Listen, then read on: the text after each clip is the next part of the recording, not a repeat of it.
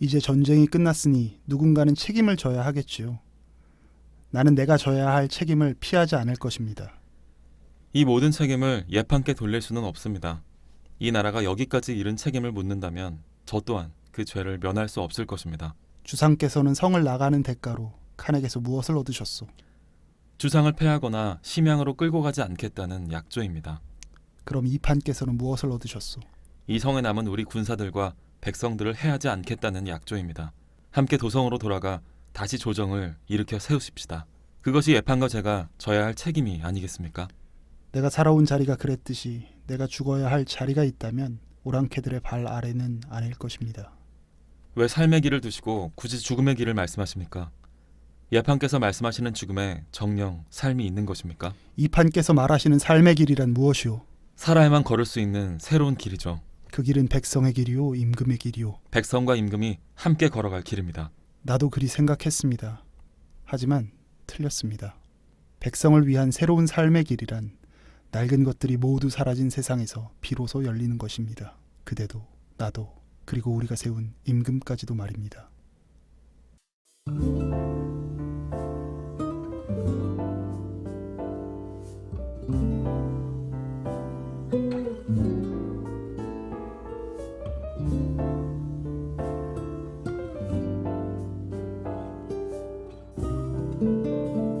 호우 시절로 오세요. 그때 우리가 여기에 있습니다. 저희가 좀 한번 읽어봤어요. 멋쩍네요. 저희 조금 왜냐하면 대사가 라디오 너무 아름다운 대사들이 많아서 맞아요. 미처 안 보셨거나 혹은 보셨어도 다 기억하실 수 없으니까 네. 저희의 그 비루한 음성으로나마 네. 전달해보고 싶었습니다. 네. 이 정말 주옥 같은 대사를 정말 여러분들한테 전달해드리고 싶었어요. 근데 이 좁은 녹음실에서 지금 조 셰프님과 둘이서 이 녹음을 저희가 이미 여러 번 본 영화를 가지고 대사를 다시 읽고 있는데도 그리고 우리가 다시 한 번도 맞춰본 적도 없잖아요. 네, 읽어본 그런데도 걸. 지금 전율이 올라와요. 맞아요. 얼마나 잘 쓴 대사인지를 네. 새삼 깨닫게 됩니다. 정말 위대한 작가와 네, 또 좋은 감독이 만나서 맞아요. 명배우들까지도 있고요. 명배우들까지 음악까지도 이 영화는 장난이 아닙니다. 그렇죠. 게다가 이병헌이라는 그렇죠. 정말 희대의 목소리를 갖고 있는 배우가 연기를 했기 때문에 이건 그렇죠. 정말 꼭 보셨으면 좋겠어요. 맞아요. 남한산성 얼마 되지 않은 영화입니다. 네. 그래서 다시 보시면 더 재밌게 보실 수 있을 거예요. 맞습니다. 네.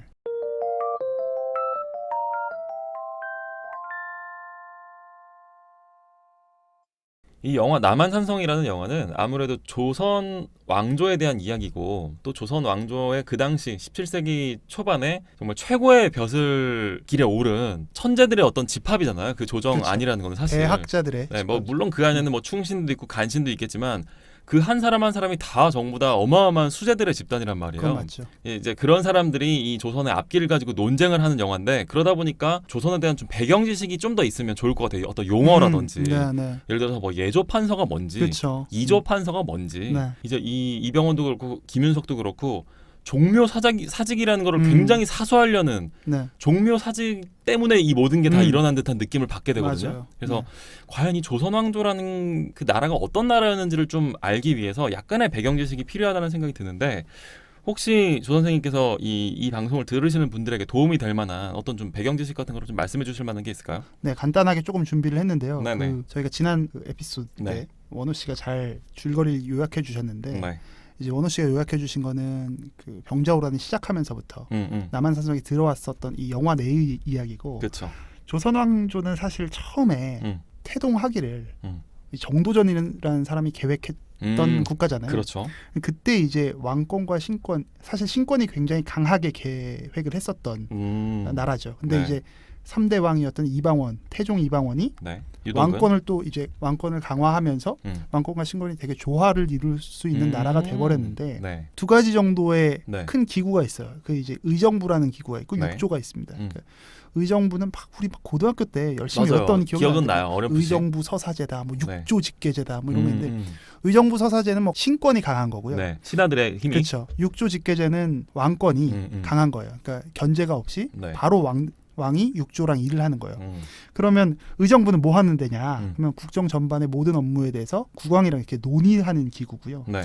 여기에 뭐 영의정 같은 삼정승이 다 있죠. 삼정승이라고 하면 영의정, 좌의정, 의정을 우의정 말씀하시는 이렇게 거죠. 세 명이 네. 세 명도 있고 이게 뭐 국무총리나 뭐 이렇게 그렇죠. 경제부총리 이런 약간 느낌이죠. 뭐 쉽게 얘기하면 그럴 것 같고 네. 6조는 실제 업무를 수행하는 행정관서라고 생각하면 돼요. 그래서 뭐 제일 높은 건 사실 2조예요. 네. 2조가 이제 지금으로 따지면 행안부, 음. 행정안전부, 호조는 기획재정부, 예조는 교육부, 문화관광부, 외교부 합친 거예요. 오. 그리고 병조는 국방부, 네. 형조는 법무부, 공조는 국토교통부래요. 아. 그래서 이제 2조, 호조, 예조는 네. 좌의정이 관할을 해. 아하. 그리고 병조, 형조, 공조는 네. 우의정이 관할을 해요. 오. 그래서 영의정은 사실은 조금 더 깊이 얘기하면 네. 세종 때 그 황희정승이 나타나기 전까지는 네. 약간 그냥 원로 대접이었대요. 그리고 실권은 좌의정이 갖고 있는 거지. 아. 그러니까 2조가 제일 세잖아요. 행안부가. 네네. 그래서 네. 행안부랑 기획재정부랑 뭐 교육부, 문화관광부, 외교부 갖고 있는 그 예조까지 갖고 있는 좌의정이 제일 센 거예요. 네. 여기서 조금 재밌는 건 좌의정의 힘이 제일 센데 네. 그 다음이 바로 2조잖아요. 음. 2조 판사가 누구예요? 최명길이잖아. 네. 이 영화에서 이병헌이죠. 이병헌이잖아요. 근데 여기서 김윤석이 그러니까 김상원이 예조 판사인데 2조 판사랑 맞다이를 뜬단 말이에요. 그렇죠. 거의. 그렇죠. 아니 생각해보면 2조가 훨씬 더 높은 그러니까 실권이 더 많은데 이게 왜 그럴까 보면은 네. 병자호란 이전에 정묘호란도 있었어요. 그렇죠. 청이 쳐들어왔는데 정묘호란 때 우리가 형제의 예를 맺고 나서 우리가 좀 쌩 깠 거야. 조선이 인조가 좀 쌩 깠어. 네. 그래서 다시 병자호란이 그렇죠. 일어난 말을 거거든요. 안 들으니까. 네, 말을 안 들으니까. 근데 이때 정묘호란과 병자호란을 다 할 때의 좌의정이 누구냐면 김상용이라는 사람이에요. 네네. 근데 뭔가 이름이 좀 비슷하잖아요. 그렇죠. 김상원의 형이야. 아, 그렇구나. 그러니까 실권자가 또 좌의정이 있어. 그렇구나. 그러니까 예판도 사실 굉장히 힘이 센 사람이죠. 그렇네요. 형제가 이렇게 있으니까. 이런 특수적인 사정을 밝혀주시니까 아주 좋네요. 한 요 정도로 일단 말씀을 드리고 네. 종묘사직이라는 거는 네, 이게 뭐예요 도대체? 이걸 왜 지키려고 이렇게 노력을 하는 거예요? 저도 사실 이 말 들을 때마다 네. 뭐 헷갈리고 했는데 서울에 가면 종묘가 있잖아요. 그렇죠. 그러니까 조선 왕조의 역대 왕과 왕비의 신주를 모시고 제사를 지내던 곳이래요. 종묘가. 네. 그리고 사직은 토지와 곡식을 위해 제사를 올리는 단을 말한다고 하더라고요. 그러니까 다시 말해서 유교적 농업국가였잖아요. 네. 그러니까 조선 그 자체를 상징하는 거예요. 그러니까 토지와 곡식을 위해 제사를 올리는 단과 네. 여지껏의 왕과 왕비의 위패와 신주들을 모시고 네. 제사를 드리니까 그냥 조선 그 자체를 이야기하는 것이 우리의 국가 마치 지금으로 따지면 대한민국을 얘기하는 거를 종묘사직이라고 그들은 이야기했던 거죠. 그렇게 생각하면 참 이 조선이라는 나라가 상당히 이념 중심적인 나라라는 생각이 그렇죠. 좀 들어요. 네.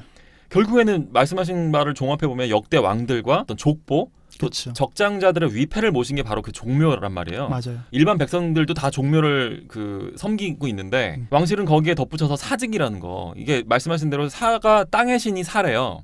그렇죠. 그다음 곡식의 신이 직이라고 합니다. 그래서 이 두 개를 합친 게 사직단인데 여기다가도 제사를 지내는 거예요.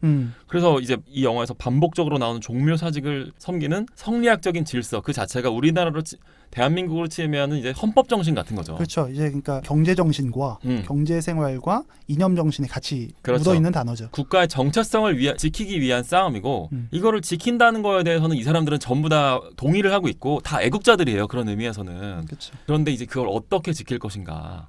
과연 청에게 굽히는 게 지키는 거냐 아니면 싸우는 게 지키는 거냐의 논쟁인 거죠. 야, 이거 이야기할 게 벌써 막 떨리네요. 네. 그러면은 이제 방금 말씀하신 이 김상원과 최명길이라는 인물, 예조 판서와 이조 판서의 이 대립이 결국에는 이 남한산성이라는 작품을 이끌어가는 아주 중심축 그 서사라고 할 수가 있는데 일단 김상원이라는 인물이 그 배우 김윤석 씨가 연기한 네. 되게 꼬장꼬장하고 청나라와는 절대 저런 오랑캐 인간들과는 굽힐 수 없다. 맞서 싸워야 된다라고 강하게 주장하는 인물이고 그렇죠. 반면에 최명길이라고 하는 이조 판서는 네. 이병헌 씨가 연기한 캐릭터고 지금 우리가 싸울 때가 아니다. 청하고 화친을 해야 된다. 가서 협상을 해야 된다라고 끊임없이 주장하는 인물인데 이 두 사람에 대해서 좀 어떻게 저희가 더 어떤 배경 지식을 가지고 보면 더 재밌게 이 영화를 즐길 수 있을까요? 사실 좀 전에 다 말씀은 드린 것 같고 네네. 김상원이라는 인물은 예조 판서고 네. 주전론을 주장한 사람이죠. 주전론 그러니까 네, 싸우자. 항전하자는 거고 반면에 이제 최명길은 이조 판서고 네. 주화파죠. 네. 네.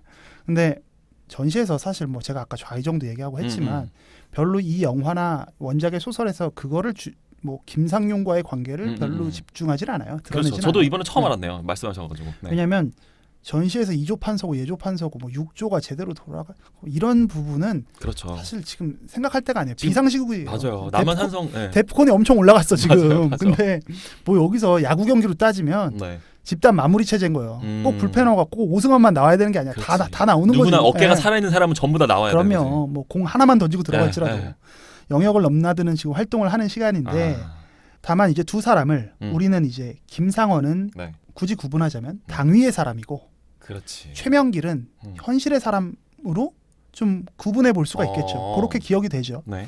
근데 자칫하면 현 시대에서는 김상원을 이제 꼰대로 또 반대로 그 시대에서는 네. 조선의 그때는 최명길을 매국노로 볼 수 있는 그렇지. 관점이 있어요.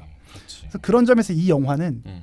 영화적 각색을 물론 했지만 네. 인물들을 굉장히 통합적이고 통섭적 관점에서 살필 수 있도록 잘 살려낸 것 같아요. 네. 그래서 저는 네. 영화의 이제 오프닝 씬이라고 해야 그렇죠, 되나? 그렇죠. 그 두 사람이 등장하는 오프닝 씬이 저 너무 인상적이었어요. 맞아요. 원우 씨는 뭐 이 부분에서 하실 말씀 있어요? 저도 완전 동의하고요. 이 영화 오프닝 씬이 사실 이병헌이 연기한 현실주의자 최명길과 네. 김윤석이 연기한 원칙주의자 김상원의 모습을 아주 쌈박하게 요약해서 그렇죠. 보여주고 있어요. 너무 잘 살렸어. 특히 김상원은 이 얼음이 꽝꽝 언 송파나루를 건너면서 어떤 그 뱃사공의 목숨을 뺏는 잔인한 모습을 보여주거든요. 그렇죠. 여기에도 근데 나름대로 이유는 있습니다. 음. 이 뱃사공이 김상원 관점에서 봤을 때에는 너무 줏대가 없는 거예요. 청나라 군대를 위해서도 길을 안내해주고 조선의 왕을 위해서도 길을 안내해주고 자기는 그냥 누구한테든 식량이나 얻어서 그날 하루 배부르게 먹고 이 나루라고 하는 이 손녀인가요? 손녀죠. 예, 손녀만 그냥 그 잘 돌볼 수 있으면 그걸로 만족하는 이런 모습을 보고 이제 김상원이 이건 좀 아닌 것 같다 싶어서 이제 몇 마디 만류를 합니다. 나랑 같이 남한산성으로 가지 않을래? 그 책에서 보면은 자기가 이제 되게 고위 공직자라는 거를 말할까 말까를 막 망설여요. 근데 그러다가 결국 말하지 않고 같이 가자고 하는데 설득을 해도 이 뱃사공이 듣지 않으니까 결국에는 베어버리죠. 그렇죠. 그래서 하얀 눈밭에 새빨간 피가 번지는 장면으로 아주 미장센이 정말 엄청난 그 어떻게 미학적인 느낌으로 이 영화가 시작을 하는데 사실 저는 처음에 이 영화를 봤을 때는 김상원 너무 잔인한 인간이네, 저거 나쁜 인간이네라고 생각을 했는데 근데 영화를 한번 다시 볼 때는 좀 생각이 또 바뀌는 부분도 네. 있잖아요. 이게 사실은 적한테 정보를 넘겨줄 수도 있는 그 이중 스파이가 될 수도 있는 사람을 처단하는 과정일 수도 있거든요. 그렇죠. 그렇게 봤을 때는 어느 한쪽으로 몰아붙일 수는 없다. 다만 이제 그래도 이 영화의 뛰어난 점은 이 김상원과 최명길 그다음에 이제 이 보조적인 인물들까지 한 번씩은 다 그 시간을 할애해줘요. 그렇죠. 이 캐릭터들의 상징적인 모습들을 보여주면서 이 영화에서 어떤 역할들을 담당할지를 미리 보여주는 복선 같은 역할을 맞아요. 하는데 조 셰프님은 혹시 어떻게 보셨어요? 이 오프닝 씬? 저는 같은 듯 다르게 봤는데요. 네. 원우 씨랑 네. 이 영화의 아주 완전히 오프닝. 이건 이제 화살로 위협하는 적진의 한복판에 네. 이병헌부터 이병헌이 나와서. 탁 나가요. 네. 그리고 김상원의 등장씬은 조금 전에 원우 씨가 말씀하셨던 네. 것처럼 뱃사공을 베면서 시작하거든요. 네. 근데 제가 아까 전에 음. 처음에 이분들을 소개할 때 네.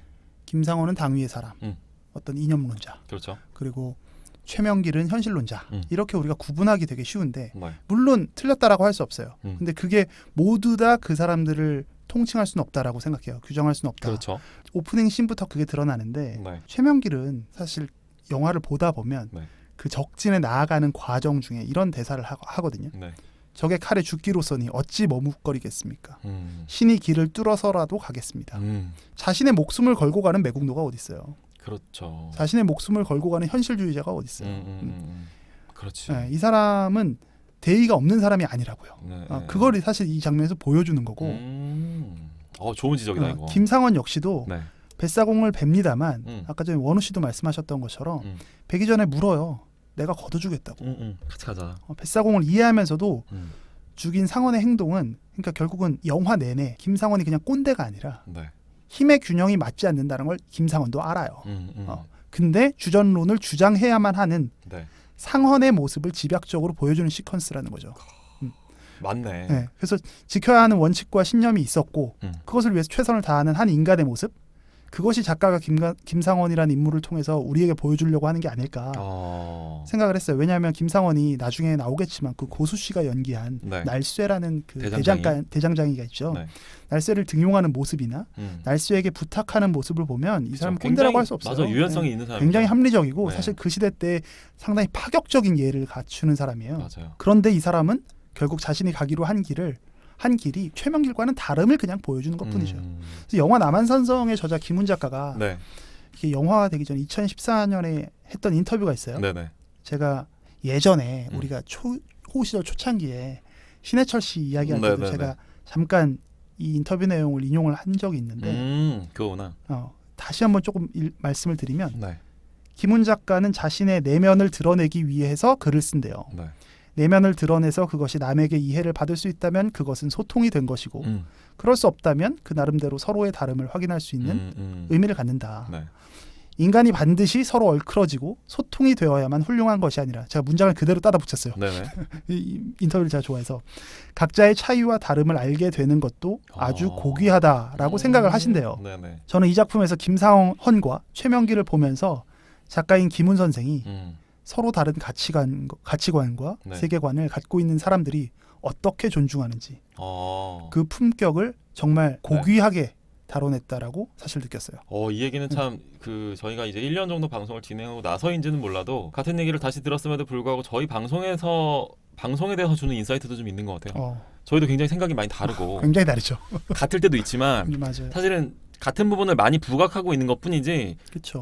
아마 오늘도 그런 것들이 많이 나올지 모르는데 파고 들어가면 다른 부분들이 굉장히 많습니다. 그래서 하지만 때로는 꼭 그런 다름을 그냥 있는 그대로 보여주는 것도 재미있는 콘텐츠가 될 수 있겠구나. 호우 시절이 유지될 수 있는 이유인 것 같아요. 우리의 품격, 너도 웃기지. 고결함. 너가 얘기해도 웃기지 않냐? 와 진짜 저렇게 비굴한 표정을 지으면서 듣는 사람이 별로 없으니까 이제 막 하는 것 같아요. 그래, 그거는 반가운 소식이네요.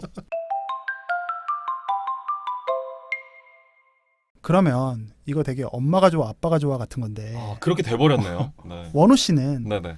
두 그 대신 중에 네. 누구에게 더 마음이 가요? 그러니까 김상헌과 최명길, 김윤석과 이병헌 중에서요. 그렇죠.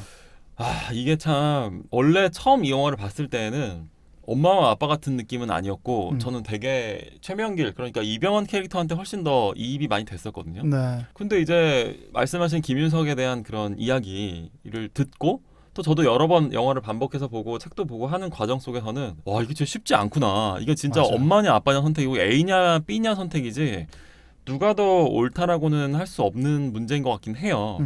근데 이제 다만 지금 저희는 이 오프닝 글을 지금 읽고 있는 거는 이제 조 선생님이 김상헌 파트를 읽고 있고 그렇죠. 제가 최명길 파트를 읽고 있기는 합니다. 네. 근데 이게 그런 것 같아요. 역사에 우리가 결말을 아니까 이제 그 당시에 우리가 아무리 어떻게 해도 청나라 군대를 맞서 싸울 수 있는 힘이 갖춰져 있지 않았고 그다음에 그 당시에 이제 남한산성 안과 바깥에 그 군대들 간에 병사들 간에 커뮤니케이션도 제대로 안 된 거잖아요. 맞아요. 사실 네. 그 김윤석이 끝까지 미련을 버리지 못했던 거는 그 수도방위 군인가요? 그 뭐 군왕병이라고 하는. 근황병들이 근황병이죠.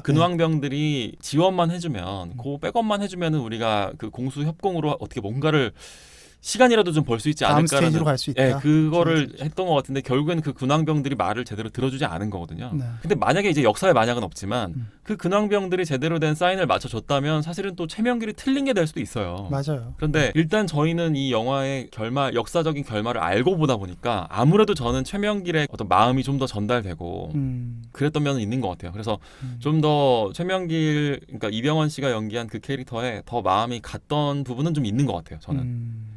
조셰프님은 좀 생각이 다르실 것 같은데 혹시 어떠셨어요? 저는 네. 저도 아마 제 성향을 보면 네. 저는 뭐 여기서는 김상헌을 제가 읽긴 했지만 네. 저도 최명길과 같은 선택을 했을 것 같아요. 네네. 다만 최명길이나 김상헌 각각처럼 서로의 주장을 되게 이야기할 수 있는 신념이 강하지 못하고 김상헌을 매우 부러워하는 최명길이 될 것 같아요. 그리고 저는 멋진 표현이다. 이 영화를 보면서도 최명길이 그 선택을 하면서 얼마나 김상헌을 부러워했을까라는 생각까지 사실 했어요. 저 주장을 하고 싶지 않았을까. 왜냐면 그도 그렇죠. 성리학의 학자였는데 네. 그 생각을 하면서 조금 봤었어요. 네. 이게 원리 원칙이잖아요. 사실 김상헌이 얘기한 그 부분이 누군들 원리 원칙을 따라가고 싶지 않겠어요? 어쩌면 그래서 김상헌의 주장이 성리학에 집중했던 당시의 학자들에겐 더 쉬운 주장일 수 있어요. 그냥 원칙대로 가면 되는 그렇죠. 거니까. 거기에서 비껴났다는 걸 알기 때문에 최명길이 나중에 그 인조에게 박해일에게 그런 말을 하잖아요. 저는 이제 만고의 역적입니다. 맞아요. 라고. 근데 저는 이 만고의 역적이라는 표현을 들으면서 사실은 떠올린 인물이 있는데 그게 누구냐면 사실 이완용이라는 인물이거든요. 아, 최명기를 보면서 사실 좀 연상이 돼요. 이게 안 좋게 풀리면 음. 근데 물론 최명길과 이완용을 동시선상에 놓고 비교한다는 건 사실 최명길한테 너무 폭력적인 일이긴 해요. 대단한 모욕이죠. 이완용은 되게 좀 확신범의 느낌이 있고 음, 어떤 개인의 영달을 추구한 느낌이 굉장히 강하다고 한다면 최명길은 사실 그렇지는 않단 말이에요. 그쵸. 죽음을 각오하고 이제 가는 그런 느낌인 건데 그런데 만약에 이 역사적인 결말이 제대로 풀리지 않았다면 사실 역사의 평가는 최명길이나 이완용이나 다르지 않았을 가능성이 있다는 거죠. 실제로 그때 조선시대 때의 최명길에 대한 평가는 그랬답니다. 네, 그 이완용이나 다름없는 네, 뭐, 그야말로 만고의 역적. 뭐 이완용 수준까지는 아니어도 네. 최명길의 후손들은 물론 후손들이 네. 이제 관리로 등용은 됐고 김상원의 후손들도 등용됐지만 그 명예가 달랐대요. 그래서 최명길의 후손들은 조금 많이 집중되지 못했었다라고 하더라고요. 네.